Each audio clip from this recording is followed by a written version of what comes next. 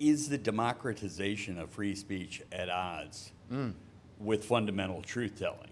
But I would just point out that it's this price-paying element of Parrhesia, properly understood, is precisely what solves the problem of the hoi polloi. So democratic chit-chat that you're talking about as a major problem, as the flooding of the polity with noise, essentially. This problem of excessive democratic chit-chat and noise, it's precisely because for them, for that type of democratic chit-chat, that talk is cheap.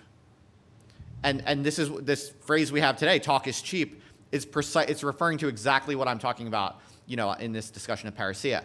And so the requirement for free speech, the requirement for the speaker to pay a price is, in other words, you can think of that as that's how the speaker proves that they really mean it and that it really means something, because that's the only reason they're willing to pay the price.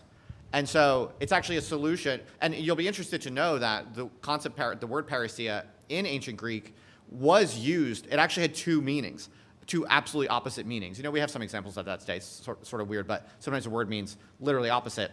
In ancient Greek, it was also used as a pejorative to describe democratic chatter.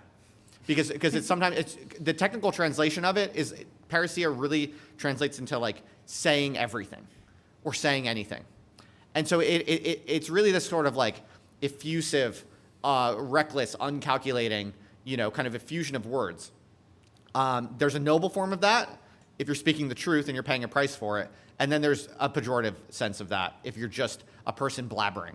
And the word was used to actually describe both. But there are two distinct different mechanisms and different practices, distinguished by whether or not they're paying a price.